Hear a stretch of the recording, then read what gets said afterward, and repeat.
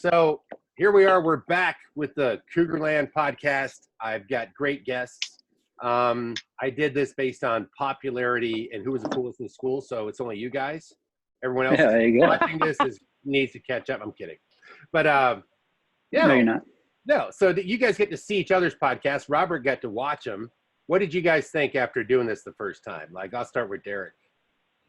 Well, it's awkward as hell seeing yourself and listening to yourself if you don't do that quite often.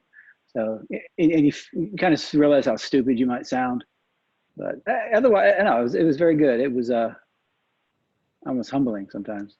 But anyway, yeah, it was good. Enjoyed it. Absolutely enjoyed it. It takes you back. And then Lisa watched yours, and then she was right on, right? So was Derrick's the one that said, sure, why not? Or what was it that got you on here? Well, of course, we're buddies, but, you know, Lisa would just jump if I say, come on, friend, let's go, you know? Yeah. I welcomed her back into social media. It was Yes, you did. she spent 10 years in the dark. There's quite a few Cougars that just have disappeared. Like 20 years. You got to stop calling her a cougar. That's Yeah. We are the Cougars, the mighty, mighty Cougars. Yeah, speak for yourself. Right? and then there's We're all Cougars. Robert, who I used to hang out with. He had a great disco by his house that would let us bring in cases of beer. And we'd drive out there, and they just let us have free reign. It was fantastic. What area was that at, Robert? What part of? Are you talking about the one that was close to my house? Yeah. Bolzano Vicentino. That was a good one. Yeah, so I think it was like a town over thing like that. And I can't remember the name of the town. You were there as a tiny little guy in the 70s when Derrick was there, I think. Yeah. Around the same time? 75, 78. Okay, close. You were there 79, Derrick? Yeah, I got there in 79, yeah. Yeah, and it's a trip because I pictured this. Well, Derrick works in MWR. I go, he's probably living the life like Post. He's got some friends that he hangs out with by a food land on another base and a couple guys he plays ball with. That was like my imagination. Like you kind of project where you think people are, right? You know? How true is that? Is there some kind of that military element like from Vicenza that you carried with you and seeing people come and go that leave and go all over the world or what? Who's that for? You. Oh, me. Oh, no, it absolutely happens all the time. I mean, I've been here for 15 years, good Lord. And I still see people coming and going that I knew back when I was either a kid overseas or worked overseas back in the 20, 30 years ago. No, I still see them coming and going, and I have friends from all over the world that come here to Redstone. Oh, I remember you from so-and-so, and absolutely. It happens all the time. That's a trip. We got to say, Derrick's really holding up. He looks great for a 38-year-old. And you're doing good with this, Derrick. And I am starting to sell those T-shirts. There were a lot of female inquiries that they could buy those. And I want to put them out there, if you don't mind. We're selling them at $59. You know. That's a steal in any price. And I'm bouncing past Lisa, but Robert, you went into the Air Force and you still work for the military, right? Correct. Government service? Yeah, in a civilian capacity, yeah. And you're in California. Have you run into any other VHS people over this time? Man, I have a couple times. Somebody passed through and we had beers. And I can't remember who it was right now, but I want to say it was something, maybe Lisa Brown. I'm not sure, but I've had some Italian friends come here, you know, that I knew from Bolzano. But other than that, not really too many people. Brian Jansen. Okay, he's a cool guy. I see him. He's got a brewery, or he does things with beer and stuff in Italy and in Colorado. That's pretty cool. Yeah. I do stuff with beer. It's mostly drinking it though. So. Yeah, same here. Same here. I like Derrick's set. And then Lisa's back here, and now she's become a podcaster. She's the last person who ever expected to be one, which is kind of funny because, believe it or not, you watch her podcast. Lisa says, "Hey, I'm a little more introverted than you realize." I go, "I didn't realize. I just kept pushing the right, you know." And it's like it's all flashback. We're all on here, so we're a little slow starting. Everyone's like, "Dude, you know, where do I know you from?" So Lisa was around when Derrick was around. Robert was around when I was around and when Lisa was around. But Robert stuck with the Italian side of things. I remember he had this Italian buddy that was trying to be really American. You know, I'm talking about that older cat. Let us ride his Chow moped with the souped up chromas on it. Little bar by your house. I can't remember his name, but he wanted to be American really bad, and he wanted to wear American clothes, and he wanted to come on post for those North 40 events, right? Those big carnivals. And your memories were really a lot better than mine. Oh, well, if you would have caught me a while back, it takes a while to pull the cobwebs out. It's not so easy. It does. You know? And people are going to see each other like, do I remember you? And then by the end of the podcast, you're like, I know you. But Derrick. One second, Bob. What's the last name? Utterbach. Utterbach. Yeah. No offense. Not familiar. Yeah, me neither. But that's the thing, right? This is like a strange interview. So tell us more, right? You know, Lisa, you knew Derrick since you were a little girl, right? Yeah. Yeah, he was. I remember every year he was there. Is Derrick blushing? I mean, I think, you know, it's. He is. Huh? He is blushing, yes. Robert and we hung, and that's the thing. It's like I didn't hang out with everybody, but I kind of knew everybody on post. And there's a lot of people that I may have forgotten as well, you know? Who did, let's see if we have any parallels. Who did you hang out with, Robert? Who was your gang usually? Other than me and Mark, we would show up there. Mark Parkins, because we had to break dance at the disco. I kind of jumped around. Alessio, Cameron, James Cameron. I remember James. Yeah, that name's familiar. Yeah. Mm-hmm. Man, who else? Sometimes Michelle Mobley in that group. Peter Ritchie. You know, those guys. Yeah. Well, Richie's were there the whole time that Derrick was there. You went to school. Were you graduating with his sister, Derrick? Monica? No, she's older. I think she Okay. was at least a year, if not two. Okay. So guess who I talked to today? The Ratcliffes. How many of you guys remember them? I was talking to. Oh, yeah, I do. John's kind of doing what I'm doing, but on the public works side. Okay. Yeah, I was just talking to John. So him and Paul are going to come on. So Sweet. it's pretty cool. What about Keiko? Get Keiko to join them too. I need the female recruiter, or I need like an Utterbach, or I need like a Derrick Gould, you know, recruiters. Because when Len Dempsey is doing this, I don't know. See, Derrick left. He didn't know that I grew into be a real wild, you know, chased by the MPs all the time, always in trouble. And it's ironic that I'm doing the podcast to begin with. Robert knew of these activities, you know. Yeah.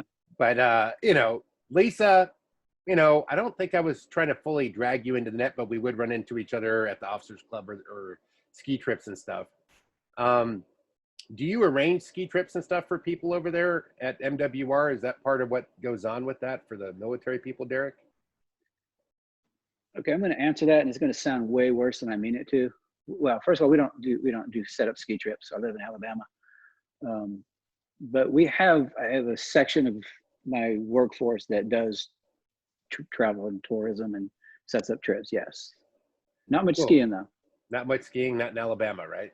No, there is believe it or not, a little bit of skiing here, but we don't typically do ski trips now. But yeah, same concept. So I think all of you, have you gone back to Vicenza, Robert? Once. Once? Yeah, back in 95. So it was probably still Vicenza back then. Now it's not the same. And Lisa went back recently, and Derrick's been back a bunch of times. And just to see it change, I mean, how does it make you feel to see it's not the same place? Because I haven't been back there. I just have the memory. Yeah, you know, every time I went, I just went to Bolzano. You know, I'd go there and, you know, so I kind of knew that the base, you know, people come and go. So I kind of knew that it was going to be the same, but just totally different people. But that's a trip. And then Lisa said it wasn't the same, and she was back the most recent, I think, right? Like, you're like, I want to see other parts of Italy. Yeah, I went back almost 2 years ago. This September will be 2 years in September. And the time before I was in Vicenza was so it's 2018 when I was there last, and then before that was 2006, I think. And I actually went on post when I was there that time. I met one of the people who used to work with my father. She got me onto post. And before that, I think I went back every winter and summer break for about 4 years after I graduated high school. And then I went a couple of times from that to like 2006.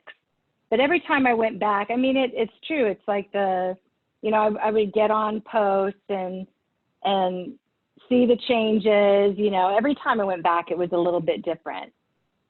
Yeah. And then as Mike Walker was saying on, the interview or the show you did with him, the podcast you did with him, that, now the school, it's no longer like I went to elementary school and the other side of the horseshoe, right? I was in Mrs. Marshall's 4th grade class, Mrs. Benante's fifth grade, and Mr. Boone's 6th grade. So to kind of visualize that horseshoe being all high school is kind of wild. Yeah, it's a big high school now. I don't know, the graduating classes jumped up.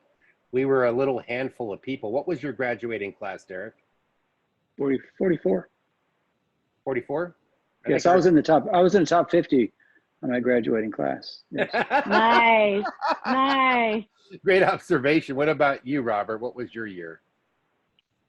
So I graduated in '88, but different place, right? Yeah, in Waynesville, Missouri. It was Waynesville, and God, I can't remember. It's like 300 or 400 people or so. But as soon as I graduated there, the weekend after, I went back to Italy, and I got to go to Teatro and actually walk with my class. Didn't receive a diploma, but I got to walk with my class because I left kind of in the middle of the school year. That's pretty awesome. That's nice that you did that. Yeah. But it's a culture shock, like Vicenza, Missouri. You're like, huh? Oh yeah, it was different. So, yeah, I don't know if I'd be excited to go back there. Maybe as an adult I can appreciate things, but you felt like Italy had people from all 50 states. You'd hear all the new cool music, you were getting like intel. You were having people come to one place with all the newest stuff from everywhere, and you'd start to calibrate like, which state do I want to live in? That sounds boring. That sounds boring. That sounds cool. I thought I was going to either live in Texas, Florida, or California. That's what I had it narrowed down to, because that's where I heard the coolest stuff coming from. What was, I don't know that Derrick thought he was going to come to Alabama. Did you think? Good God. No, I ended up in Georgia, of all places. Went to school at Georgia Southern and stayed at Fort Stewart for 5 years, and went to Atlanta for 5 years. And that was the last I lived in Georgia. But where are you from originally? Where were you born? Nowhere. Cleveland, Ohio. Wow. That's why I'm a Steelers fan. Cleveland rocks, right? And where were you born, Lisa? I was born in Bellevue. Oh, wow. Bellevue, Nebraska, Offutt Air Force Base. And then when I was like, 6 months old is when my dad was stationed in Shape, Belgium. Oh, wow. So you just jetted. How about you, Robert? Italian or? No, I was born in Phoenix, Arizona. Wow. So there's a lot I found out in the past, couple years actually.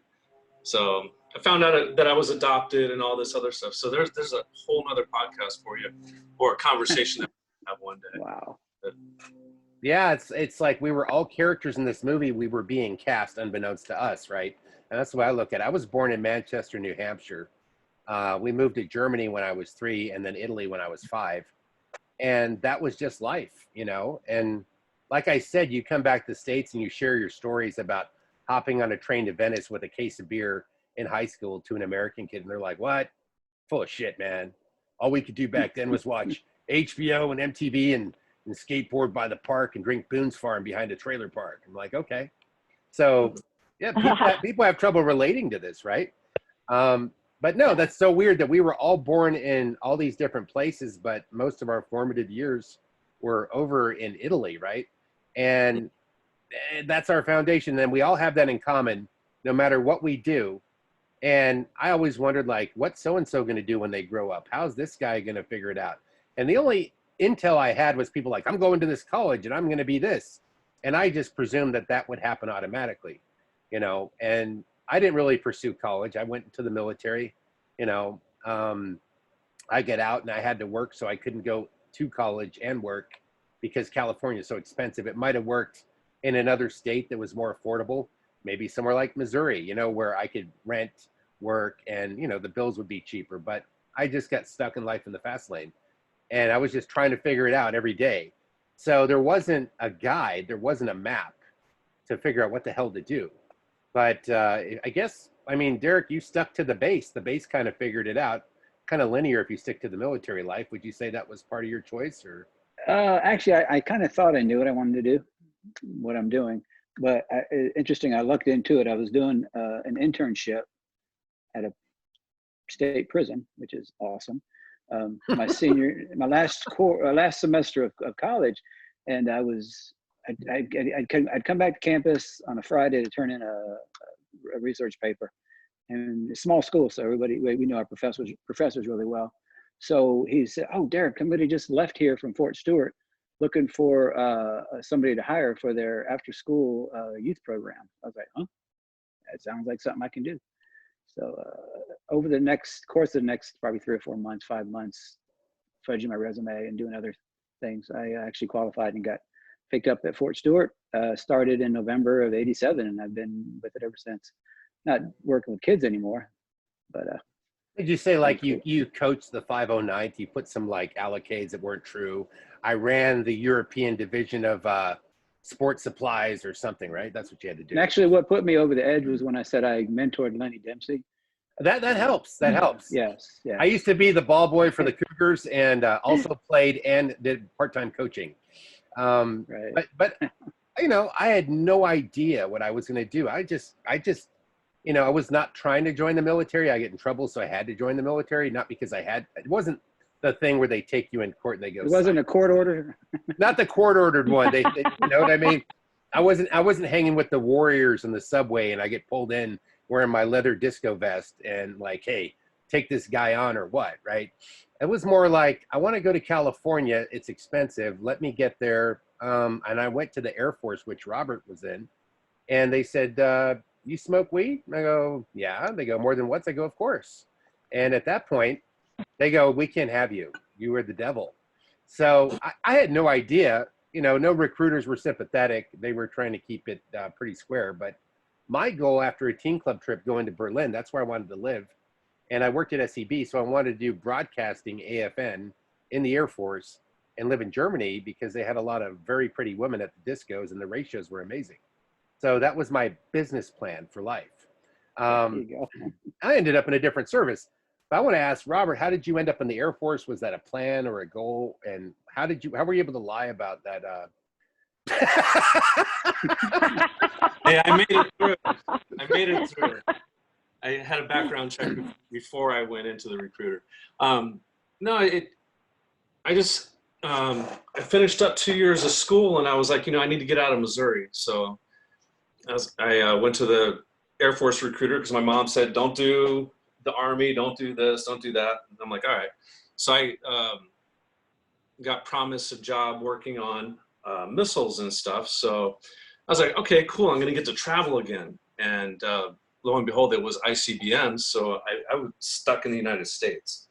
But I was fortunate enough to have Vandenberg as my first base. And I did my 4 years and I got out and I stayed here. I just planted my feet in this little town and went through a couple different civilian career paths. And now I'm about 7 years away from retirement. So that's pretty cool. So you're GS as well, right? Government service? Okay. Uh-huh. It's like Derrick, it's pretty neat how a lot of people come back to it. And first, I was a young, arrogant guy going, I need to be better than this. I need to be a movie star and have $1 million and be everything that's not on post. And it's probably not as cool as you think it is. So, you can get a taste of that really wild action and get around all this business. And you realize, oh, that was a movie. It's not simpatico to who I am as a person. I have a certain way of looking at life. I like to be free. I like to travel. So owning a huge business and being locked down to one situation and always being stressed out from business, Wolf of Wall Street style, that's a burnout. and it's a high rise up and a hard fall down. So for me, it's about flexibility and being able to travel. I'm back into traveling again, thanks to my wife, because all the other wives that I had before, the harem, you know, at the compound. No, I'm kidding. No, I'm serious. No, I'm kidding. But they were like, and we would never know. What is the truth? We don't know. This is fake news. Look at my fake news. We hear the muffled screams in the background, man. It's okay. But the part is that I met my wife. She's like, let's go. And I'm like, well, I don't have any excuses. Get your passport. Oh, at 21, I traveled the world, not everywhere, but in the Navy, going all around the world on a ship. And after doing all the European countries, living as a brat, I go, I've done enough. And I just stopped at 21, 22, 30 something plus countries. I'm like, I've seen it all, but I really didn't. And I didn't live it as an adult with money, where you're going to town as a kid, riding the train, you're getting a panino and Padova. You're not eating at the nice restaurant. You're not staying at a certain hotel. You're staying in the youth hostel. You're not experiencing it as a grown up. So I've got to do that since, and I really like it much better. I mean, Derrick went back to Europe and he had money this time. And as you told me, you traveled the hell out of it when you were in Germany, right? With your family?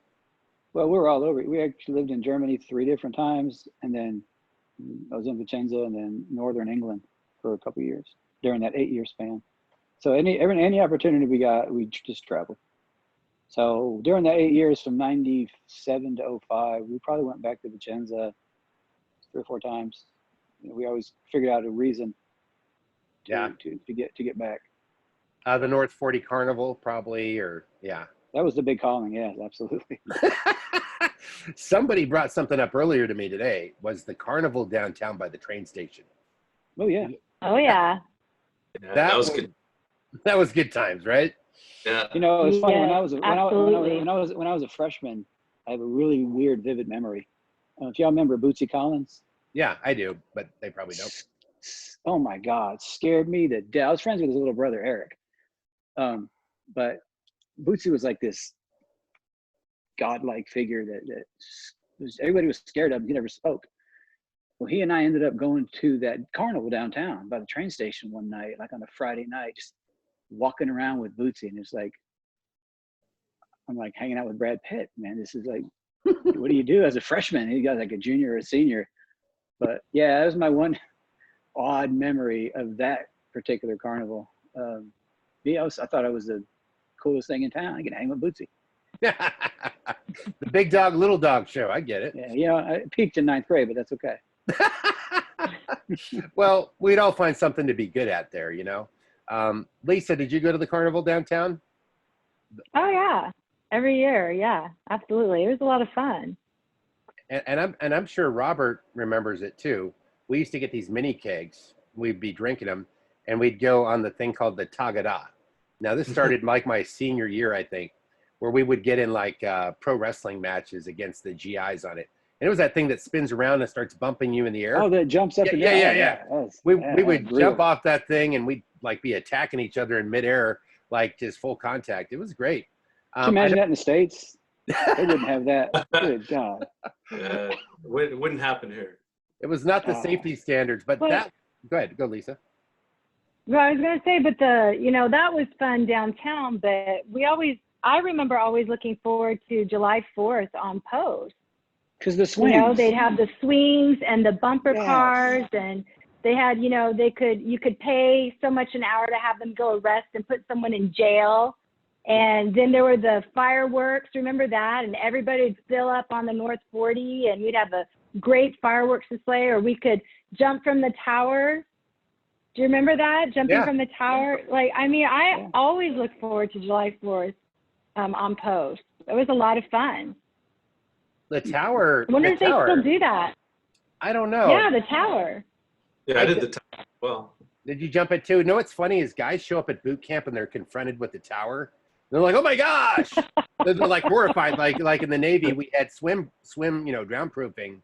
We had to jump off a high, diving board like the ones.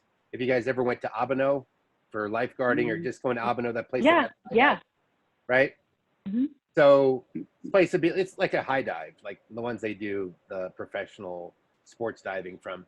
And, you know, they would be like terrified, like, like pulling back from the ledge. And but to me, it was like jump. And then going to the tower, a bunch of little Vicenza kids, they should have showed a video of all the little Vicenza kids just jumping out of the airborne tower. It would have been like, well, they can do it. What are you scared about? You know, but it's funny. People don't realize they have that adverse reaction until they show up. And it's just a thing. But I love the downtown carnival. And I'm sure Robert and I tore that one up because that was the one where the teenage drinking carnival, that's what that was. Because on Post, you were being monitored until you were 18. But Post was a blast. I love those fireworks. Still one of the greatest fireworks shows I've ever seen in my life. Just lay it on the swings. The swings were it, man. Yeah, the swings when you grab trying to catch the rope, remember? Push them and get the rope. Trying to catch. You grab that tail thing, you win a free ride. That's right. Yeah. That was funny that little carnival meant so much, but it was like, I guess if the North 40 was just a field that you would sneak back and play Frisbee or drink on or whatever, walk to the bowling alley from, you know, or to go see some game at the gym from after school or go see a game at the school after the gym, whatever direction you were going. North 40 to me has a lot of memories. And, you know, I remember we got there and my dad had this trailer that he had bought and we went and camped all over Europe in it, this little trailer. They parked it by the huts and then he parked in the North 40 and I'd be just chilling in our trailer on the North 40 when I'm like 5 or 6. You know, it was interesting, but finding housing, did you guys get houses when you first got there? We were stuck at the hotel down by the soccer stadium, the Continental Hotel, which was not so great because some people went to BOQs on Post over behind the hospital and stayed in a little military apartment like MWR set up. And some people just, you know, had a place or whoever got there first, yeah, move on in, we get a place. But I got stuck in that hotel for a few months waiting to get an apartment when we came to Italy. You guys remember that part of your life? Actually, I didn't move with my dad when he went down. I went down later, so I don't know. But when I went by myself as a grown up, we stayed on Post at the hotel till we found a house. Yeah, and then what about you, Lisa? Do you remember any of that? I know it's way, way back in the back. Yeah, we stayed in the BOQs across the back behind, you know, across the street of the hotel. We stayed there for, I think, if I remember correctly, several months. It took us a while to get into Villaggio. But yeah, I remember that. Yeah, waiting list. I see there's times I wanted to live in Villaggio and there's times I didn't. Did you ever want to live in Villaggio, Robert? You were way far out like me. We were out in the boonies.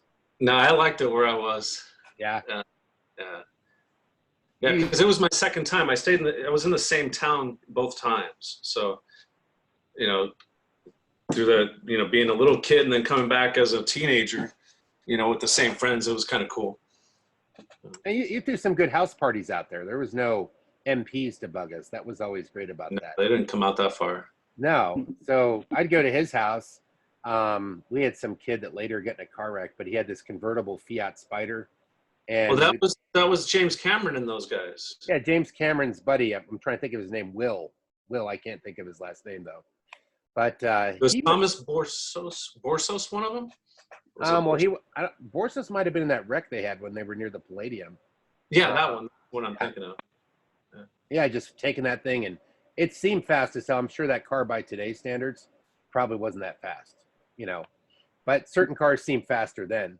I didn't have a car very much there. Did you guys have a car when you were there? I know Derrick might have. I didn't personally have a car, no, but I drove cars when I went.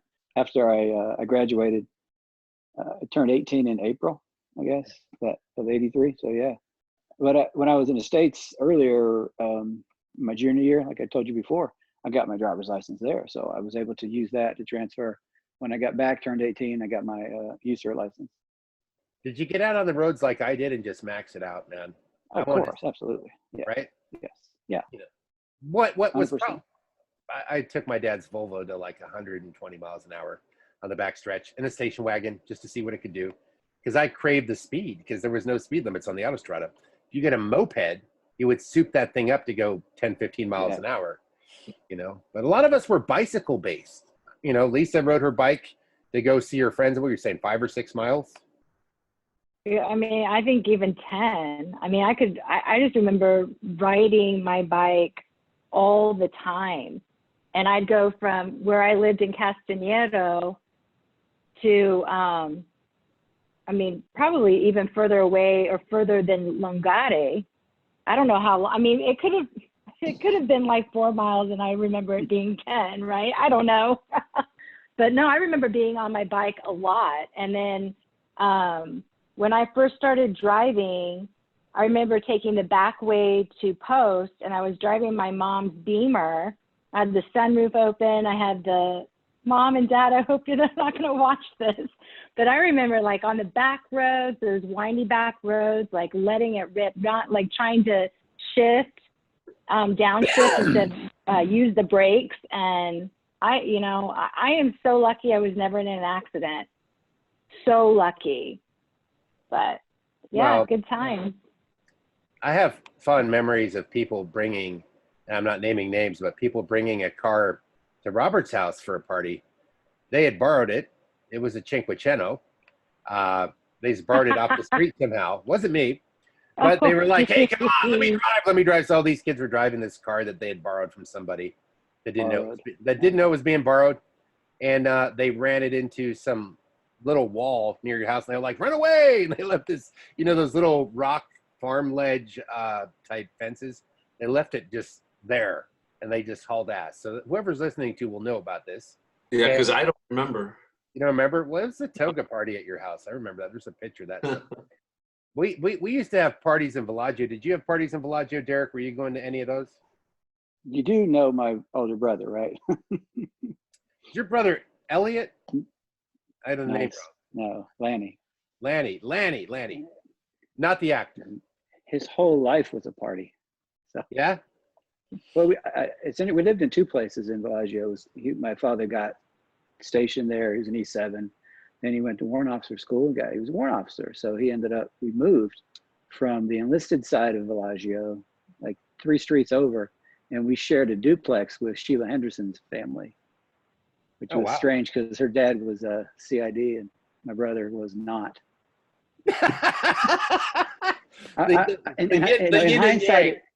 In hindsight, it makes sense that they put us right next door to them. Yeah, you're on the watch. You're on the watch list. Yes, that was over. If you came in, I would presume, was this in Villaggio, Derrick? Yes.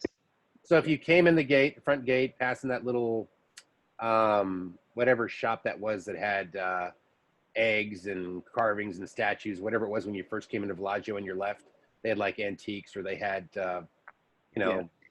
whatever, souvenir kind of stuff. And you go in, you go to the right, and you go all the way to the right to the corner. That's where CID. When I first moved there, when you first came in the main drag of Villaggio, all the command sergeants major were on the left. Yeah. So you kept going down a little split road, I forgot what it was, and you turned right at the end. There was a couple of like quads down there. We lived in one of those for about a year. And then we moved like the next street over towards the officers' quarters let me back up. When you come in Villaggio, you make the first right and go down a street or two, and we were on the corner right there. That's where we're on the outside part of the duplex, and the Hendersons were on the other side of it. Yeah. And Sheila was always a good girl, so I wonder why. Yeah. It's like you would kind of fall in line with what your parents were. If you had a PE teacher that liked disco music, then you would be like me. If you had, it just depends. If your parents were on TDY a lot or gone a lot and you had the house to yourself, Robert had the house to himself. That's why he had house parties, So what did your folks do over there, Robert? My mom, she worked in TMO. So she did all the household goods stuff. And she's Italian, so that she was the bilingual, kind of person in charge of that office. That's pretty cool. Yeah. So you had all the best furniture? No, it had nothing to do with that. Moving your goods from the States to here or back and forth, stuff like that. Yeah, that's logistics was different back then. Yeah. Who do you see? It's funny. You and Lisa were probably there at the same year. You left there what year, Robert? I left there in '88. And you were there, Lisa, right? Till what year again? 87. Yeah, I graduated 87. Yeah, I remember you. It's starting to come back, right? But you see, this is the crazy thing. We could all live on the base, only be a small group of people, but you could live 10 miles and 20 miles in different directions in each other and then pass each other in the class. And then Robert's having his life way out in the boonies, Bolzano area. I'm over by the Palace Sport with my dad on a coaching trip. Lisa's hanging out in Bellagio. Derek's at the teen center. You know, it just like, or you guys get to hang or you get to go on a trip together and you get to know each other through that. We have a guest. Well, Lisa and I found out chatting that both our parents they both officiated, our dads. They were friends. And I knew her dad before I kind of really knew her, because I hung out with the sports officials a lot, because I just did. But yeah, I remember her father very well. It was funny. They were her and my dad. They're both from Pittsburgh, so and they hung out as referees and stuff. So yeah, that's a trip. So some of our parents could have known each other, but some of us, we were on a whole different level. It never dawned on me until like, I don't know, a week ago that was who that was. That was her dad. Well, you know, Derrick, you're pretty centrally remembered. I just get it because I was there the whole time my dad was a coach. So I have two like hard lockdowns on that. But realistically, you know, I'd go do my own thing. I wasn't hanging around the team all the time. Like the Ratcliffes, I knew them. I hung out and I worked with one of them, summer hire. But, you know, it's like I wasn't always at the games. I was off doing mischief with Art King, something like this. And you knew Art King. I was hanging out with kids that were 3 years older than me. Then Robert came and he was like a year or two younger than me. And you know, we're like, oh, well, now I'm the senior. We're going to hang out this, like usually a 3-year range group of people. You know, I mean, Derrick wasn't going to go, oh, there's Lisa. She's 9. Okay, let's all go party. You know, Lisa's. Ooh, ouch. Ouch. No. I don't think there's that much. What, 4 or 5 year difference? You know, but Robert, 4? Robert, Maybe too old. Yes. were you on any of the teams there? Did you do any sports? I did wrestling, soccer, and track. So I did was pole vaulting, stuff like that. That's pretty cool. Yeah. Who did you hang out with on those teams? Who were your buddies from then? When I was doing the pole vaulting and stuff, is James Cameron. You know, man, there's so many people. It was Cameron with wrestling as well. I mean, that's where I kind of connected with that group, was through sports. Soccer, I did that when I was younger, the first time I was there. I don't think I did it the second time I was there. That's the thing. I heard somebody say this other day, the Goldsteins. They're like, you actually get to play on the team if you were in Vicenza. Like, had we been in the States and there's 500 kids, there might have been bigger, more imposing, more athletic kids, and it would be more like an NFL draft. And you're like, oh, well, you got third string in college. You're not going to even make it to the NFL kind of thing. So everybody got to play sports. There was just enough of us to fill the teams, as opposed to the States where like a football program, Friday Night Lights, they're hand picking them. They're trying to breed them to win. Their town pride is on the line. Where the Cougars were like, hey, we're the pickup guys. We got people coming in and out, you know. Lisa did some sports too, right? Yeah, that's so true. You know, I played, I ran cross country for a couple years, and then I played volleyball my junior and senior year. And then I played tennis, but all 4 years. But I remember, you know, I was a starter on our volleyball team my junior and senior year. And we had a great team. And when I came stateside, you know, you're sharing memories with, you know, people in your dorm or whatever. And one girl on my floor said, hey, let's get a intramural team together and let's play. Like, you played volleyball in high school, right, Lisa? You started, right? I'm like, yeah, that'd be great. That'd be fun. Holy cow. There is no way I could have hung with any of them. And I remember at one point they're looking like, And I'm like, well, you know, I mean, our team was probably equivalent to like a D2 school, I would say. In Nebraska girls play great volleyball. There's nothing else to do. So, yeah. So, but you know, I'm super happy that I, you know, could be on the team and travel with the team. I have great memories from those years, and as well as tennis. And I like playing tennis, but Yeah, it's just different. It But was we're hard. lucky. If we didn't all go out, we couldn't make a team, right? We needed as many people to participate so that we could be competitive. It's different than, hey, are you available? As opposed to, are you spending all summer trying to work out to make it to be second or third string? And we just took it like, oh yeah, this is normal. You all play on a team. There's probably kids in the States going, I wish I would have played track or football or basketball or whatever, that never got that chance. And like my brother was talking about it, like his son, he's got kids in his grade that can slam dunk the ball that probably would run over the Cougars, top team, that are eighth graders now, that the evolution of athleticism and sports is so high that you're like, oh, how interesting. And he's probably not going to play on this team, and he wants them to have that experience. And that's what we all got unbeknownst to us. Like, I didn't think I was playing to go end up on the Dallas Cowboys. I go, this is fun. This is, this is competitive. It's cool. The whole process was great. I mean, what's your view on that, Derrick? Well, I had a taste of it when I was in Germany in 2004. The Albert Schweitzer basketball tournament was there every 2 years. And it was a U18 or 18U. It was the best high school players in the world would compete. But every 2 years they would do it. They would always let one or two people from Europe be on the team. The best players in Europe, the first one or two could play on the team.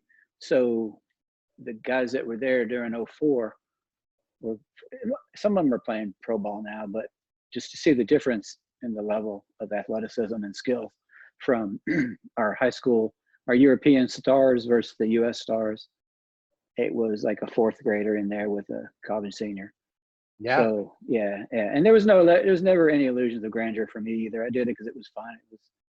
I liked the competition. I liked the camaraderie, but yeah, I knew it was just keep it in perspective. Hey, you're the I don't want to be derogatory. You're the best of the worst kind of thing. You're great. You're good. Yeah, but we're here, and there's like 7 people to choose from instead of 7,000. Well, that speaks to peaking in high school. Some people probably peaked in high school. I don't have anyone specific in mind, but they probably left Vicenza and came back to the States like, yeah, don't you know who I am? And they're like, it's all it's perspective, keep it. And that was the problem. Oh, look how good I am. I'm all Europe. Yeah, but you probably wouldn't have made the high school team in the. Keep it in perspective. That's fine. Well, that's the beauty, is we all get to participate. And I had never thought about that. What you learned, what you get from getting to play in a team gave you the ability to go through boot camp or finish a job or finish college. You get to get the idea of completing something. And I think that was the most valuable lesson at the bottom of it, right? I mean, you could have won all of Europe. I'll tell you a great one. My dad took a top team of his, and he played them against women professional basketball team at Palasport. These were some tall women. They were tall, and they were good, and they were very, very good, and they played all year. Let's just say that these young boys get very humbled at the end of that one. Yeah. These were like tall Amazonian women grabbing the ball, almost dunking the ball. I'm like, damn, this is like WNBA versus high school boys of Vicenza. So that gave me perspective. I thought that was mean, but whatever. What do you miss most about the place? What do you miss about it, Robert? I don't know. I don't know that I miss the times. So that whole era that was going on there, I miss that whole era. It's not like I miss one particular place or anything. I wish things would go back to the way they were. It's the simplicity. Yeah. Yeah, it was simple, man. And then got all this technology that evolved and stuff, and kind of screwed up a lot of the things that we were fortunate enough to have. But the food, man, the food is probably my favorite thing. That the pizzas. But eat them all day. I would just eat a box of them twice a day. That'd be my new diet. But I don't know. I mean, we talk about chasing a memory, and that's the point of the podcast, because we all take each other down one big, for all you square people, acid trip is just a reference. It's a flashback to a different time, you know, and you know, the truth is, pay no attention to my shirt. yeah, pay no attention. See, Derrick's on one right now. He's like thinking he's on a podcast with 4 people. Yeah, but you know, that's how it works. But for me, you know, I've analyzed it. I go, what do I miss? I had an Italian guy, I had a martial arts gym, and I had a guy teaching Krav Maga to like cops and stuff at my gym. And he was from Pisa. And, you know, he'd been special forces, and then he was a Legionnaire, and then somehow became the commander of anti-terror for the Derby base. And that's where this one kid met him. And he was in the States, stationed down by where Robert is, over because his wife was in the Air Force. So he was over there by Vandenberg or something. And he came up to where I live in the Bay Area, and he's making the food, and everything he made, this Italian guy, tasted like Italy. But he could take American ingredients, and I could never make it taste like Italy. I don't know what he did, you know. There was some combo. I go, where'd you learn the cooking? He goes, you just do it. It's like a natural genetic thing. But I started talking to him about Italy, and we're having cigarettes and coffees on my patio at my house and having perfect cappuccinos. And I'm like going way back in my head. And he goes, what you remember is gone. Because I used to go to the American Beach a lot. Did any of you guys ever go there? American Beach in Livorno? Yes. Yeah. That was a great place. I loved it. Well, he said now that area is like, there's a lot of like thugs or gypsies or people that attack Americans out there because all the walls came down. So a lot of different countries that had some criminal elements kind of leaked over to parts of Italy. So it's not the freewheeling, beautiful place you saw at one time. So things changed. By the way, they gave up that beach, by the way. We gave it back to the Italians. Yeah. Yeah, it's no longer the American Beach. Yeah. Gave up the whole complex, the cabanas, everything's gone. That was our flag in the sand, man. Yeah. Did you go down there, or you just saw that pop up in the news? No, I have some friends that are still in the area. They're giving it back to the Italians. Is Derby still open? It is, yes. See, the campground on Derby was always great. I like that. I did that a couple times. Yeah. Did you guys? Eating dinner at the mess hall. You know, we'd stay in the campgrounds, spend our days on the beach, and then get washed up on the campgrounds and take that trek across to the mess hall and eat dinner. Those are great memories, summer memories. I tell you, I was one of the first patients at the new Derby Hospital. Oh yeah. Back in 1977, 78. We went down on vacation, the family, and I still have a scar on my thumb. You can't see it, but the whole thumb was just ripped open. So I cut myself with a razor blade, and they just opened up the hospital on Derby. So I was one of their first, maybe dozen or so patients back in that time. They go, we have a contestant. We have a contestant. Claim to fame. Yes. Well, Derrick, it's be first. You're the first podcast, first guy to the Derby Hospital, best looking guy in the laundromat on the base for at least a couple of year extensive time. Just that night, though. Just the night. Just the night. You would alternate with Teddy Spittle, give him a day where he could wear the crown. Well, that would have been something. Gives you a little confidence coming back to the States. But Robert, when did you go down to that beach? Were you go there for vacation, or did you go there for the wild parties that we did? I went down there when I was between the ages of 5 and 8, so I don't remember too much. I remember going. I don't remember too much about it. I was with my mom and dad, and we went down there and camped. So it wasn't during my second trip there. The second trip there, I was growing up and hopping on the trains, going to different places. Robert, how long were you there the second time? Second time, I was there for 4 years, so 84 to 88. Okay, I just left in 84 then. Okay.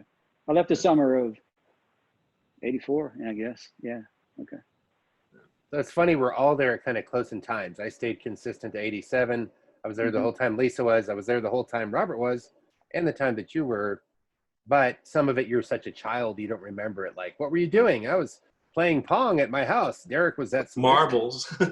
Marble. Well, the American Beach to me, when in my senior years, we would work summer hires, lifeguards, go down, get cases of beer. There was dunes that were before you got there off to the left. You climb over the barbed wire fence or sticker bushes. Then you get into the dunes, and we'd have bonfires at night, and we would just camp there. Me and Mark Parkins and a lot of the locals from Livorno. And, kids would be like, hey, can I come? And it was like Tom Sawyer, can I paint your fence? Like, can I be, yeah, bring a case of beer if you want to be cool. It was like, okay. So people were bringing food, and then you'd wake up all just hungover from the night in the sand in a windbreaker with a hood on, just, hurled up in a ball, that because it was cold in the morning. And you just walk down the street, and the other local kids from Livorno were so cool. They're like, yeah, come to my house. My sister will make you some spaghetti. So that was the kind of cool memories I had of that place. It was a blast, and then that kind of shifted a bit, I guess. But now I'd go back, and now I do differently. Of course, I'm not chasing the party as much, but, I like the vibe. I like the European beaches. I went there with my wife in Spain, and places like you go in Vegas where you pay to have that cabana and shit. It's like $500, $1,500 to be a baller in Vegas. You can do that for $50 or $20 or $10 in Spain, and have that experience and have people serving you drinks. You don't have to stay at a first class hotel. You just rent the chairs and the umbrella, and the guys are there bringing you coffees or food or drinks or whatever you want. And it costs about a tenth of what it is here. So good place to go big time it, I think. Who's going back when the wall comes down? Because we're locked here now. I got to get my kid through college first, my last one. Right? It's online. Take them with you. Right? That's yes, me. Right. Actually, we sent, she went on a 3.5 week tour of Italy last year, beginning of her sophomore year. We spent a lot of money sending her on a 3-week tour of Italy. Well, now she's jumped in. She's part of the gang. She's got the. Now she wants to go back. You're right. No. So you're in your garage carving exotic birds out of wood and selling them to make extra money to pay for the. Right. Good call. Yeah, I would guess so. And with Robert, a chainsaw. With a chainsaw, And Lisa's like, yeah, man. I mean, your kids are grown up. They're off in school too, right? Yeah, my oldest daughter actually just recently got married, and he's 13th Bravo. He's heading to Vilseck, Germany. And so she's a senior at UNL. She'll finish her senior year, but then she's planning on going over and meeting him. With COVID and all, they're doing classes differently, a lot of online classes this next fall. And they'll end their first semester right at Thanksgiving break. So she's planning to be there for quite some time in Germany with them, come back for that second semester, graduate, and then return. So I would think that we will probably all go over and spend time there. I don't know what that looks like just yet. I mean, they're not letting Americans into the EU right now, so who knows what all of that looks like in the future, right? But, it's been years since I've been to Germany. I certainly want to go back to Germany, and I would love, if it looks like maybe, meeting the kids in Italy, we could do that. I don't know. We'll have to just play it by ear. Yeah, it's funny. We're watching Johnny Kohut blast. I'm at the beach. We ate the beach of the salami. Oh, it's so fresh. And he's got all these things coming out. Johnny Kohut's like, I'm over at this beautiful resort, and we were eating exotic lobsters on a stick or whatever. But, we're like, I'm trapped in the States. But a few months ago, we're like, fuck, dude, I'm 4-wheeling in my car. Look at me. Hey, eating big old burgers. It's like, we're locked down in Italy. So it's the Facebook, like, look how good I have it, right? But we have not been 100% locked down. First couple. Hey, Lenny, I want to thank you for finally dropping the first F-bomb. I appreciate that. Fucking A, dude. Now we're good.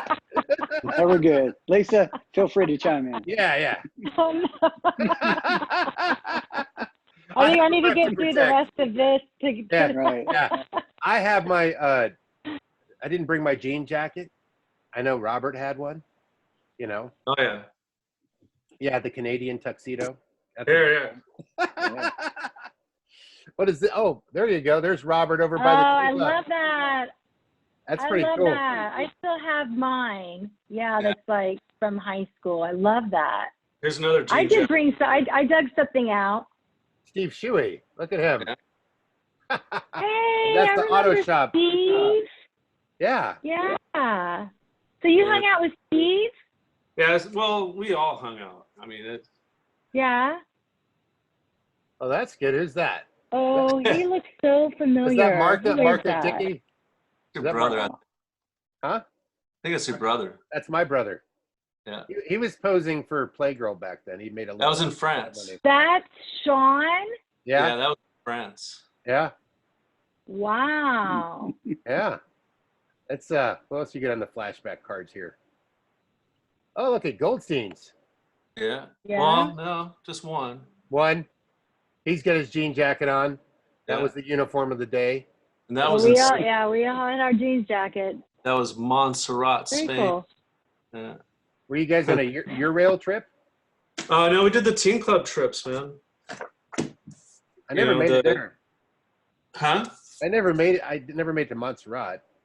Well, that was the one where they went to Spain. They went to Lloret de Mar, Spain, and then I think we took a trip up there to Montserrat. It's pretty cool. Yeah. I had some memorable teen club trips, but I want to start with Derrick. Did you have any of those? Did you take any of those? I couldn't afford them. No. Really? Yeah, no, there was no teen club trips in my world. No. Sports trips, though. Oh, yeah, absolutely. That's the thing. The sports trips. What was one of your favorite sports trips? Was it a football or a basketball game? Where did you go? I don't even know where to start, honestly. I started my freshman year, 9th grade football to my senior year, whatever. There were dozens and dozens. Several stand out, and we talked about last time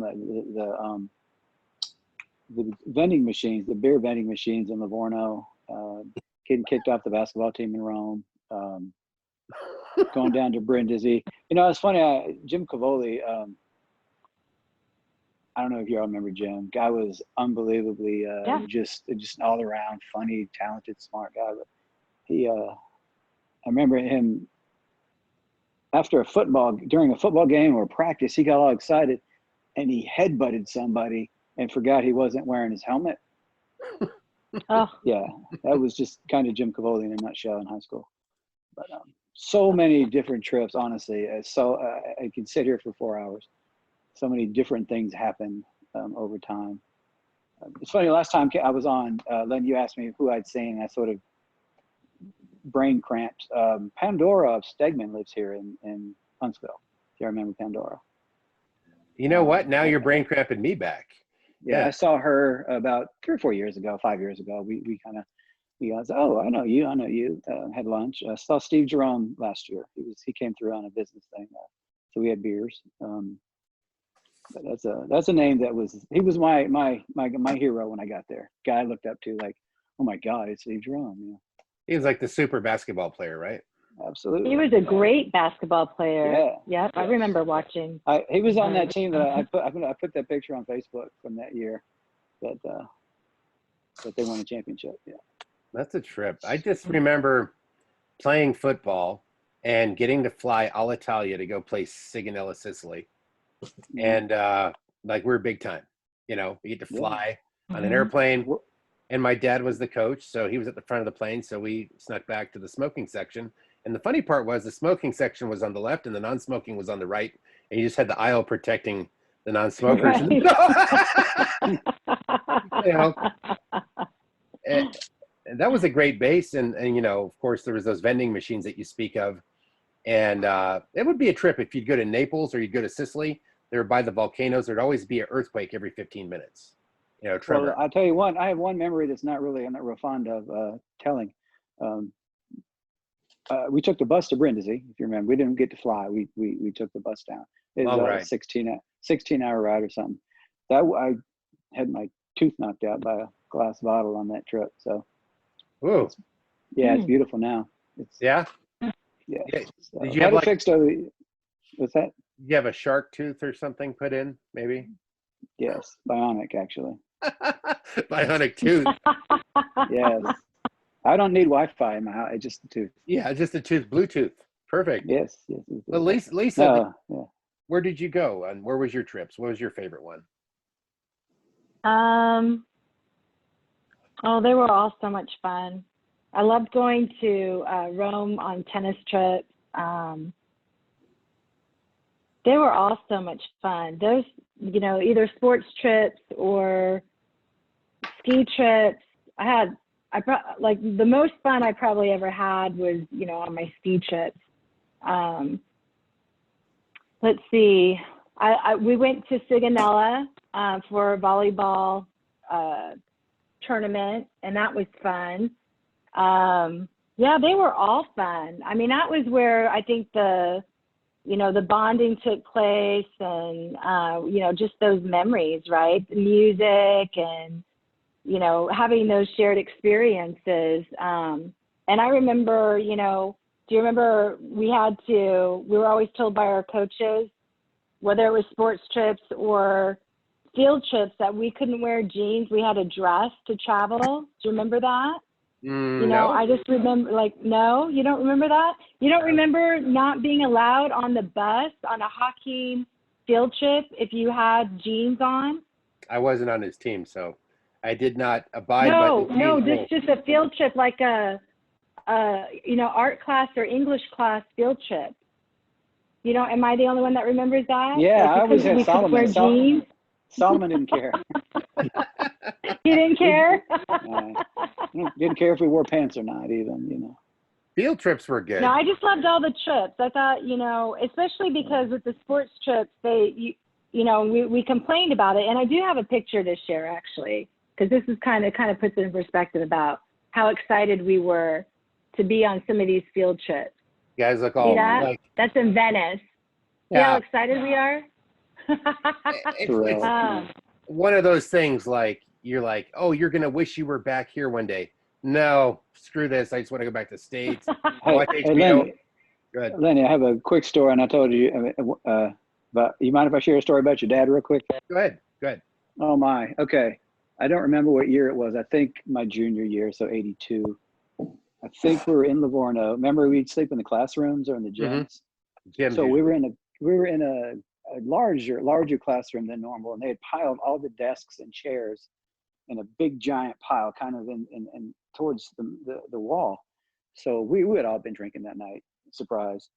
So we're all trying to sleep, and all of a sudden we hear some racket in the room, and it's pitch black, and we hear like a boom boom noise, and all we hear is Coach Dempsey in his Massachusetts Boston accent. I'm hurting, guys. I'm hurting. Come get me. I'm hurting. He had stumbled into the pile of desks and chairs and couldn't get out. Oh my goodness. Oh. So we turned on the light. You get tackled by the chairs? Oh my God. God. It was, I have these flat, I'm hurting. Every time I hear the phrase, I'm hurting, that's all I think about. And we just gave him shit for, oh God, forever. But, you know, it may not have been an indelible memory for him, but it was certainly for me. Yeah, that was what it was all about. I think Glenn Gordon was with me at the time, and Crenshaw and those folks, but yes. I'm sure they remember it just as well. I think your brother and my dad probably had odds, if I recall, and then you were on the lower end of that. You were more like participant in the sports, right? But I remember them. I remember them arguing like they wanted to have brawl or something in the gym. I remember that when I was a little kid. I'm like, yeah, sound like your brother, if I'm right, if I remember him. Yeah, oh yeah, he'd fight a tree if it looked at him funny. You know. Those are the crazy stories. Now, there was never perfection. It was human beings being human, right? You know, none of that really trips me. And I'm like, yeah, it's all part of the game. Egos, sports, people pushing. What about your favorite sports trip, Robert? Did you have any of those? Mostly the wrestling ones. Those were the most memorable. You know, down south to Naples and Brindisi, that area. And being able to wrestle in Rome. I mean, who gets to do that, you know? So yeah, the wrestling trips were pretty fun. You know, track and field, I mean, just a big group of people there, you know, when we'd go on track meets, but yeah, all of them were memorable trips, you know, just wrestling stands out. Those are some of the toughest too, because you're trying not to eat, you know, or trying to lose weight or put on weight, one of the two. So, you know, I was always on the losing weight. Did you wrestle? Did you wrestle, Derrick? Just with my brother on occasion. Okay. No, I saw your brother. I played basketball. That's right. Ish. You know. Yeah, you were the hoopster. But When you're no, strapping 5'10", I mean, that's what you do. that was tall by Vicenza standards, man, for a Yeah, while. my brother wrestled. I He was mean, a wrestler, which is weird. yeah, it's funny because we didn't get anybody super tall until later when Tree came to town. And Oh, you know what? Tree went to Yeah, I same remember college I Tree. went to. He went to the same college I went to. He played basketball at Georgia Southern. And he and I keep in Nice. touch. Yeah, it's funny. Nice. I've met him at the reunion. He's fun. Do you remember Tree, Robert? I remember the name. I'm trying to put the face with He's it. like 6'10". Right. No, I remember. Yeah, he goes by. It was Jeff Hagen's. It's Thomas now. Jeff Thomas. He changes. For some reason he changed his name, but you know. Yeah. Yeah.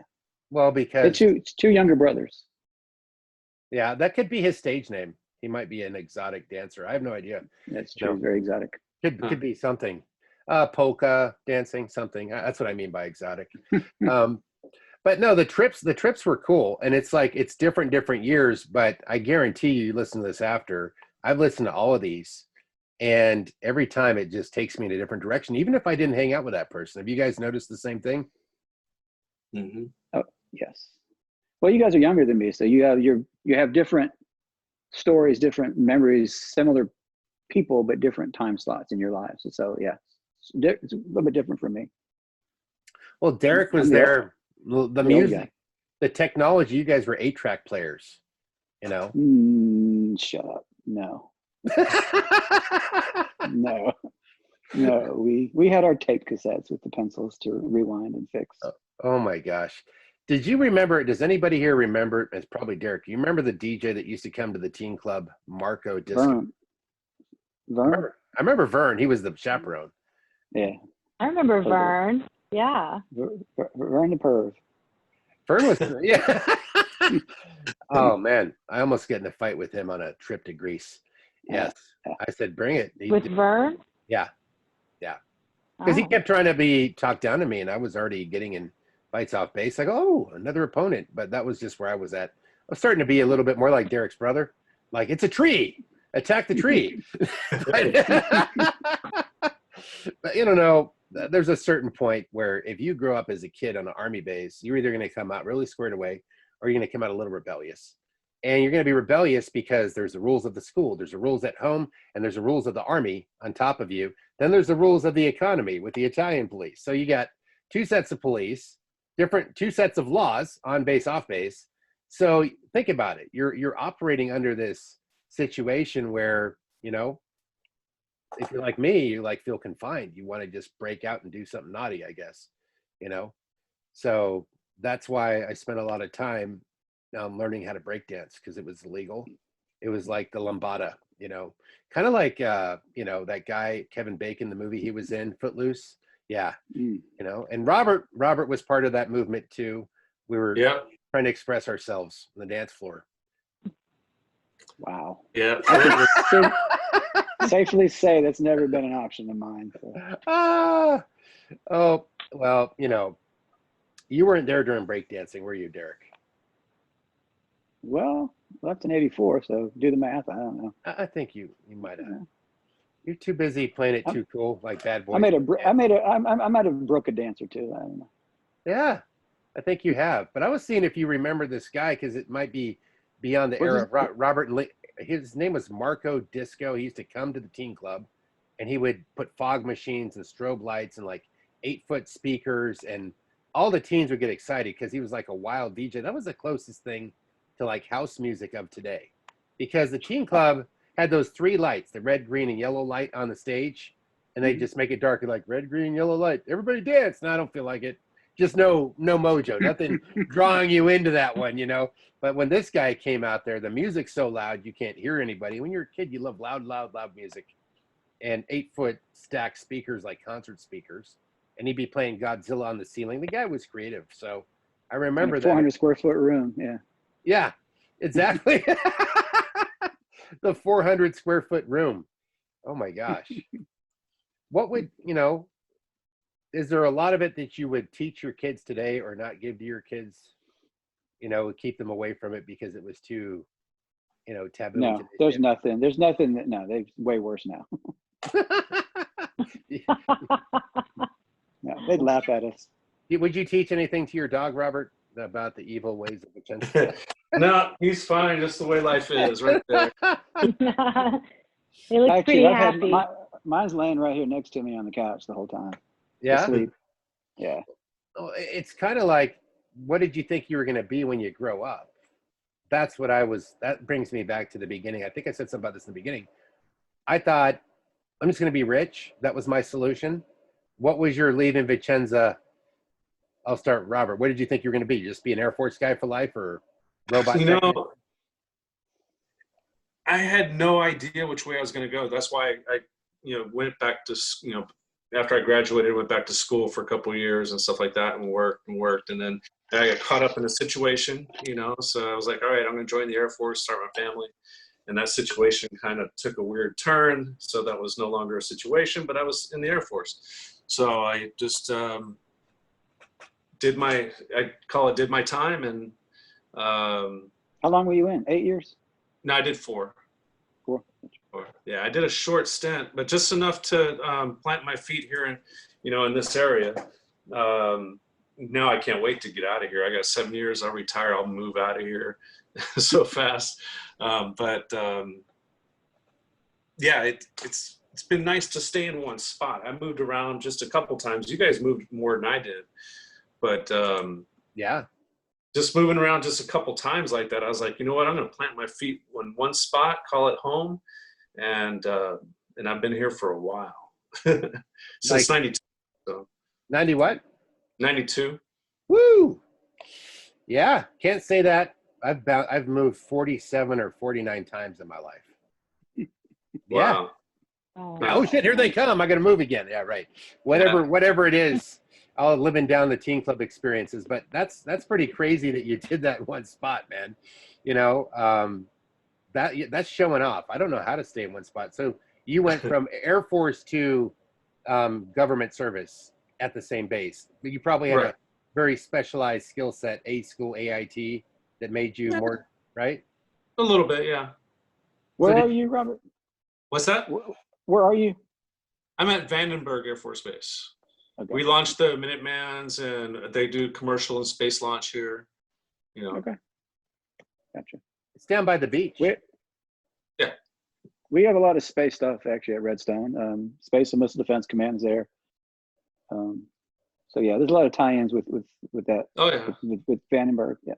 Yeah, with Vandenberg, Wallops, the Cape, all that stuff. So I think we're competing for Spacecom with you guys. Okay. Yeah. Robert, I mean, that's kind of a slow town. You were kind of a, wild man. Why such a slow town where you're at? Where I'm at? You know what? It's close to work, and I'm real close to the beach, and I love the beach. So, I mean, can't get much better than the weather here either. 78 degrees is average year round, and I mean, you get a little bit of wind here and there, but it's a nice place to live. You get the beach, you get a couple hours, you can drive and go ski if you want to. I never was much of a skier, so, or I can just hop on a plane and be in Vegas in an hour. So about it. So Lisa, you've Nebraska for a long time, right? Yeah, I left the state after graduating and, lived in Vermont and New York City and Seattle, and then returned in 1999, I think, to Nebraska. She missed lived a number of years. You missed the corn and the flatness, right? Just got to get back to Nebraska. Yeah, I guess. But I lived in Kearney for a number of years, and then I divorced, right? Moved to Lincoln. And Lincoln, Nebraska, being a single parent, raising 2 little girls, I can't think of a better place to raise my girls.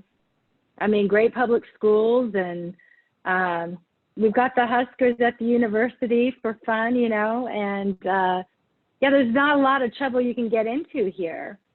So I've enjoyed living in Lincoln, and I thought, for many years that I would leave Lincoln, and I don't think we will. I mean, we talk about it every now and then. It comes up about retiring elsewhere, but it's the good life, right? That's our tagline for the state, the good life. And we enjoy living here. Well, I feel like visiting Robert now because I like the beach, and he's only about a 3.5 hour drive. So that will be the next podcast from Robert's house. That's right. Or I'm There coming you out go. there. Yeah. Yeah, it's like, I can understand stabilizing one place. I think I felt coming back to the States like I don't have a home. My parents sold our house when I was a little boy in Manchester, so it was gone. And I know there was other kids when I lived there that would be talking like, "Oh yeah, we're going back to my parents' house in Texas. It's got a pool. We're by the lake. It's gonna be so rad, man." I'd hear these stories.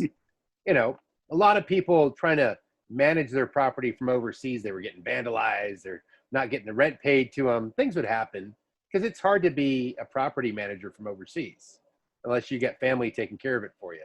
But how many of you guys had a family home to come back to? Not me. No, not me.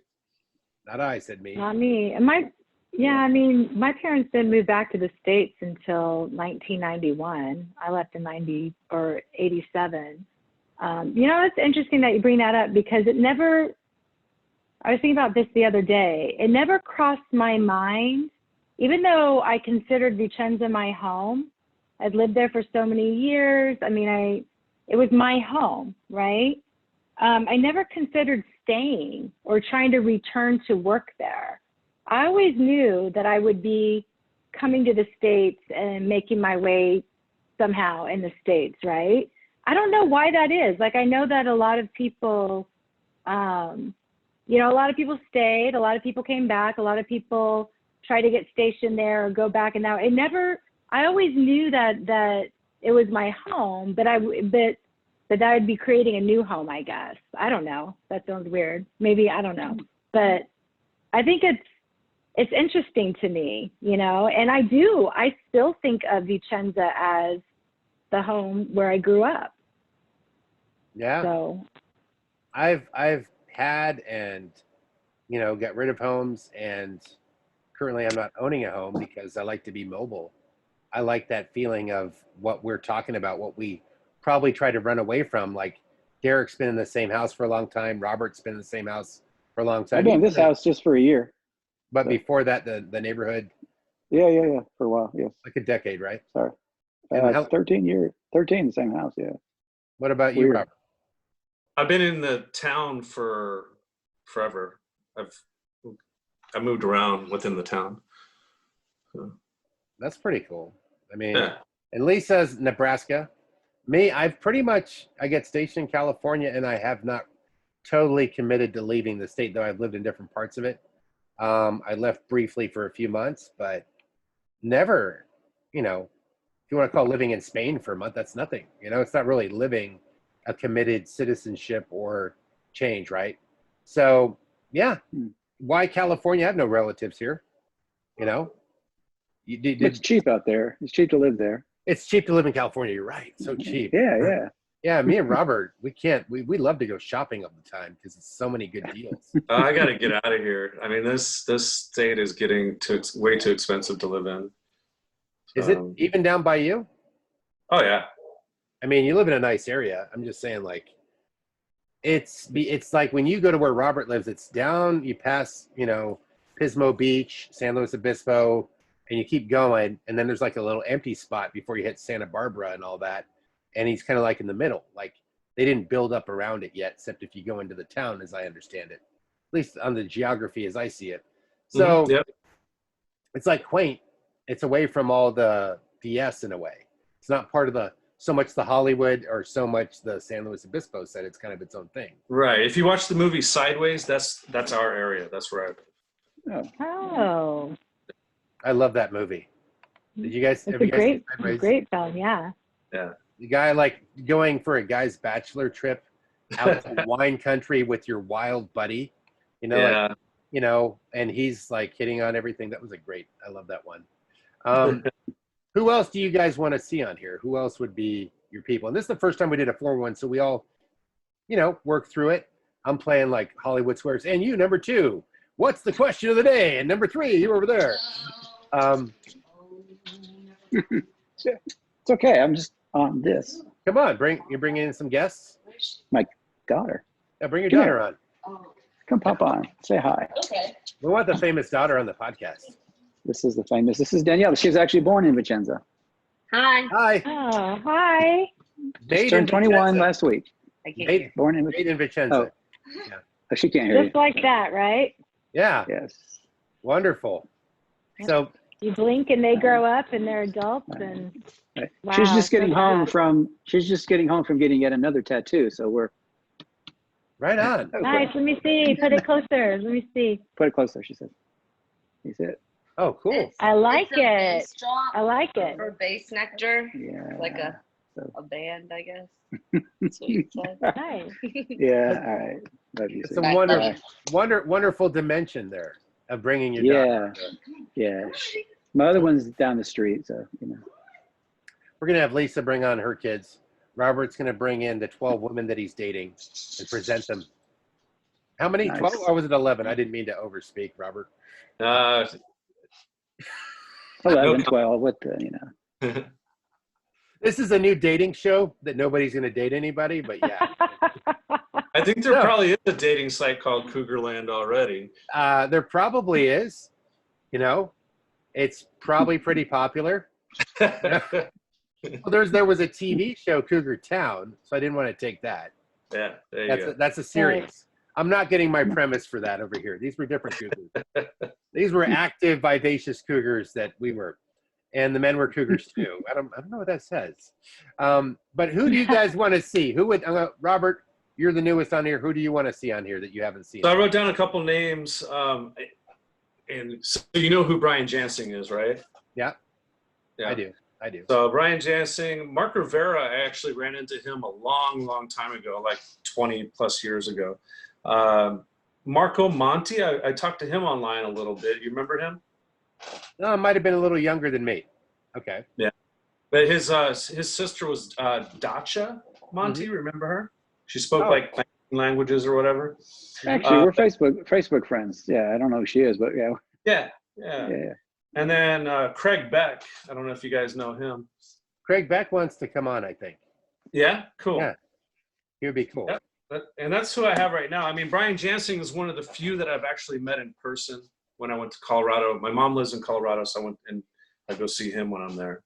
But I met Brian at a reunion. He was younger than me, but he was a cool kid.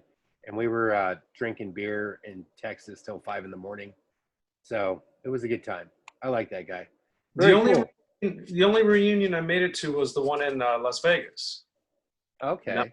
Yeah, that was one of the first, I think. I don't know, but it was pretty cool. That's where I got to hang out with Craig Beck more and a couple other people. And what about you, Lisa? Who I'd like to see on? Well, now that we mentioned the Jeromes, I think Steve Jerome would be cool to see. I'm trying to think of one of the lasting impressions I have is when there was some type of show that I think it was when I was in 7th or 8th grade. And I remember like Witchy Woman was one of the songs that somebody sang. Do you remember, like, it wasn't like a talent show, but it was people singing and dancing, and it was in the elementary school gym. There was a stage, right? And they used to have them before I got into high school, but it was something that they would have Plays. when I was in grade school and early, but it wasn't really a talent show, but it was like a play. People would get up and they'd sing or they'd dance or they would recite poems or whatever. And there was this I can't even remember. I'll have to go through my yearbooks. Was it an I don't even remember. Maybe it was What? Derrick. Maybe it was Derrick with a banjo or something. I think I know what you're talking about. No, I wasn't. Witchy Woman was the song that was sung. I don't know. I want to say, I I'll think, go through yeah, my yearbooks. I'll it think. was almost like a variety show, though. Like a variety show, yeah. Do you remember those? I think I Like do. they, I Like, I mean, I remember think Norm Wimpy sang like "It's Not Easy Being Green" or something one year. Oh yeah. Like some Kermit the Frog imitation, and then the dancing and choreographed stuff. Yes, I think I do. Yeah, remember that. yeah. I Yeah, no, I remember wasn't in that. I was in the Boy Scouts with Norm Wimpy, so that's how. Norm has actually done extremely well. With himself. He's very we're Facebook friends, so he's married. He's working for the Army and doing IT. So yeah, He's a good dude. yeah. I remember him, but I think you might have been alluding to Steve Gregan. Yeah, he was playing music, right? Yes. Blonde. He looked like the guy Yes. from the Blue Lagoon. Blonde curls. Yeah, he Yeah, was yeah. the Blue Lagoon guy. Yes. That's Yeah. him. That's right. Yeah. And he played basketball, right? Yep. Yes. Yeah. Yeah. There was another guy that played, I think, with Steve Gregan that I had on the other day. That was Mike Petty. He was a musician. I'm gonna post Still his, is, yeah. yeah. I'm gonna post his like heavy metal band days on from YouTube. They're all rocking out. Yeah. Petty crime. That's right. Yeah. We had a few rockers that came in and out of that school. Having a guitar was like, having a cool moped, or having cool basketball shoes. Whatever got you to the dance, whatever it was. But I do have the Ratcliffes coming on, and that's going to be pretty cool. The Dingus Brothers tomorrow. Get the Dingus Brothers. What about the Dolianis? I'll be going after them too. But I think Mike and Ivan? Mike and Ivan, those were some wild guys. Actually, pretty chill right now. They're not the wild guys. But they were wrestlers. Everybody knew them. They were welcoming people to the school like everyone else. And we're all trying to get Teddy. I think it's going to take Derrick to get Teddy. I'll get him on. That's easy. Yeah? Yeah. Or I can bribe him. I have stuff. you have information? I do. Secret real estate techniques he's using to get all that money? Yes, that's what it is. He's giving out free pumpkins.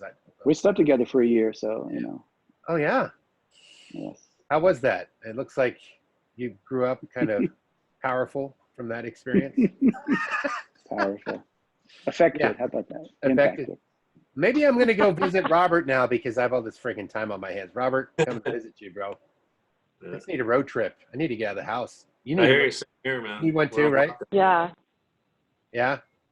I could give my wife a break and just take off, bring my laptop and podcast from the beach, And by then, me and Robert will get pretty beard up.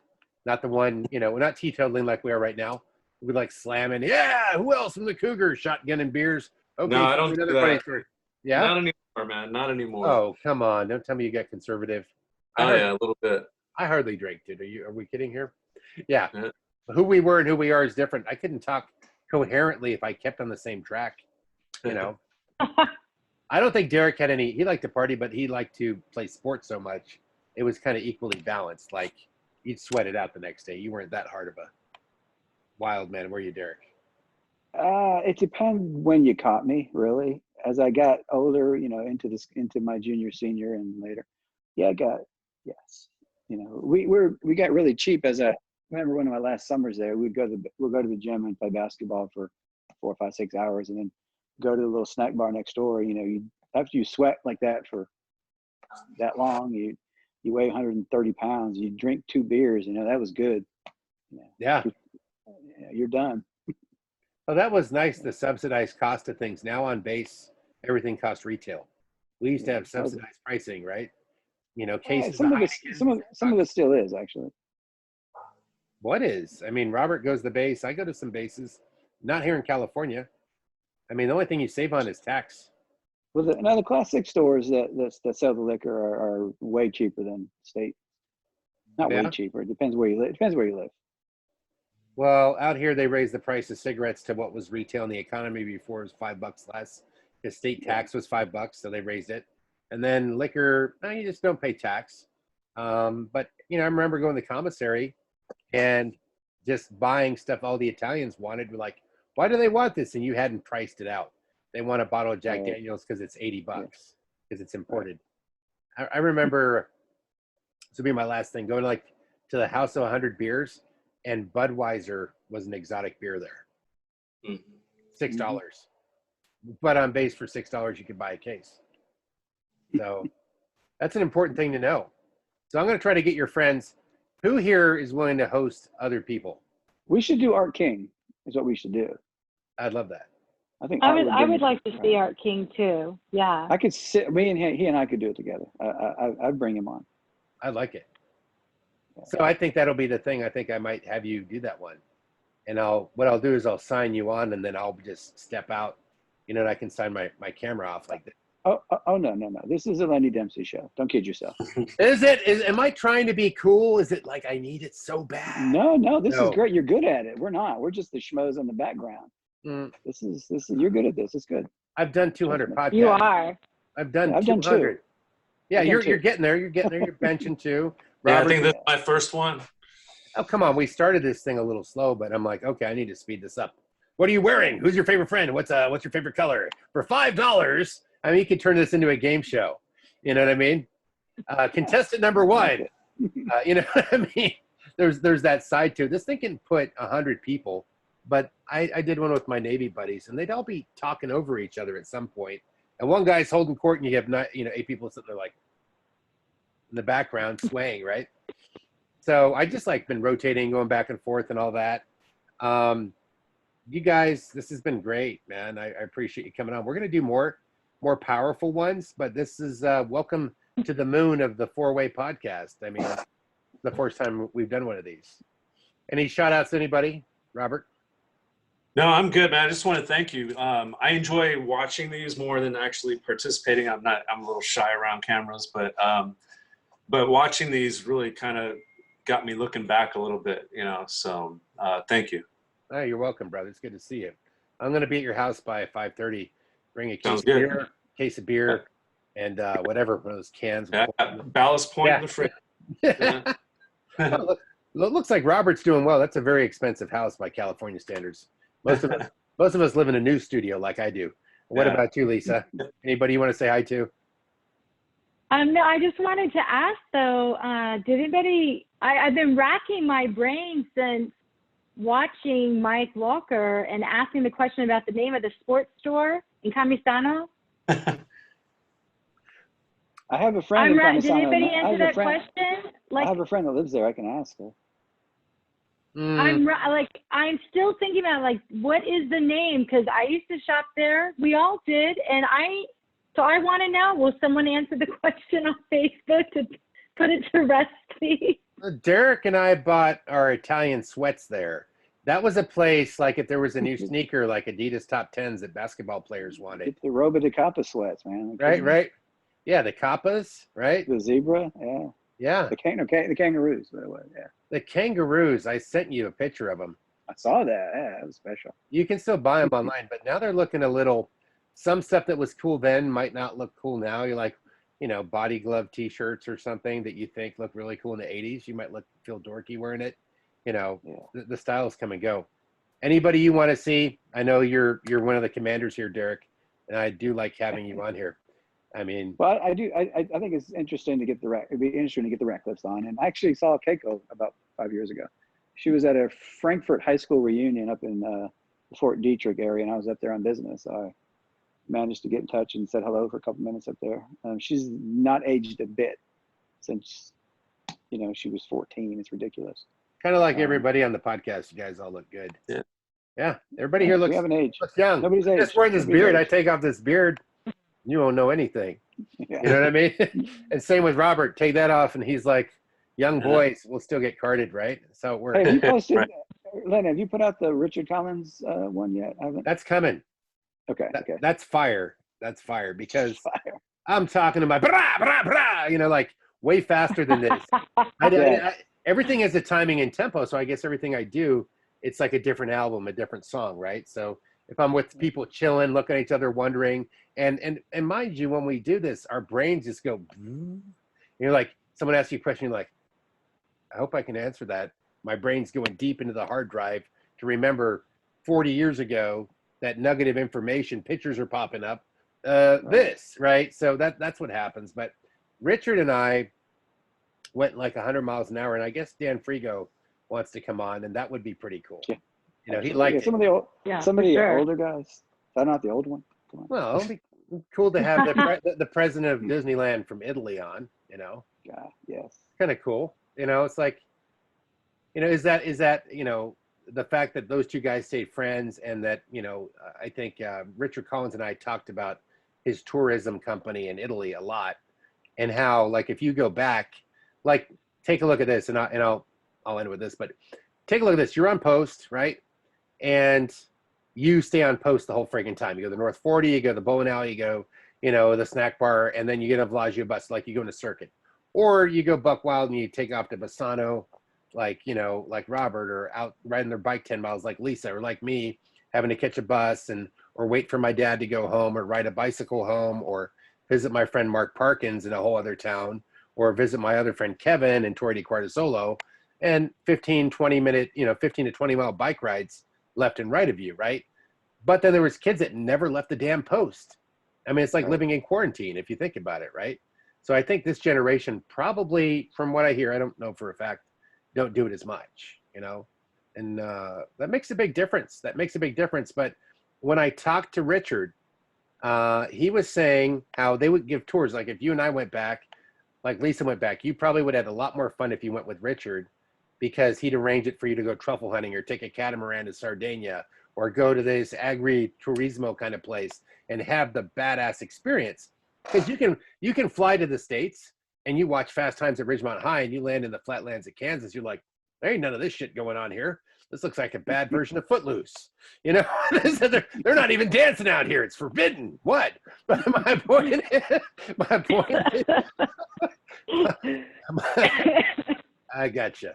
So if any of us went back and you have a homie that really knows the culture and has that, you know, Italian vibe and je ne sais quoi of what it is, right? You go back to Italy, he's like, come on out. I'm going to hook it up. Your wife who's never been here, your husband who's never been here, is going to go, damn. But like Lisa went to Vicenza, realized, you know, there's gangs and crime and don't go here after night. And these people are being rude to me. But if you go there with a VIP dude, yeah, we used to have connections. Maybe some old man at a bar might remember me. Oh, I drank wine with you 37 years ago. Maybe. Yeah, they have a memory for that because they're like, that's their little town. They don't leave that tabacceria or that little coffee shop for many years. And I bet if Robert went back to his hometown, they're like, hey, Roberto, somebody would know him. And as me in a couple places too, maybe, if they're still alive, you know. Mine would more likely be, hey, you stole the statue out front of my restaurant. Yeah. Hey, you're the kid with the tight jeans and the disco music on the radio. Yeah, you're a disco boy. I remember you. No, but I mean, that's what changes. So if anybody wants to go back to Italy, Richard Collins, after you hear that podcast, and plus we're talking fast, because that's Italian. I speak Italian. And when I speak it real fast. Robert speaks Italian. Lisa speaks Italian. Derrick speaks Mongolian and, Norwegian languages, right? I speak enough of most things to get by, yes. But no, possiamo parlare in italiano, posso parlare con Roberto, posso parlare con Lisa, è facile. You know, you go right back. And if you don't use it all the time, Italian's like a motor. You got to get it going. You got to get the pedals going. So yeah, just add wine. Right. And then you're like, hey, blah, blah, blah. And I'm way better. Yeah. That's the secret. But this has been awesome. We're going to get some more people on here. You got to tell your friends. You guys are at over 200 views each, which is a lot, considering we only have 150 subscribers. People are sharing it. I think it's on a couple of adult websites. That's how we're getting extra views. Yeah, that's what we're doing. No, it's not. But a great way to end a podcast, Len Dempsey.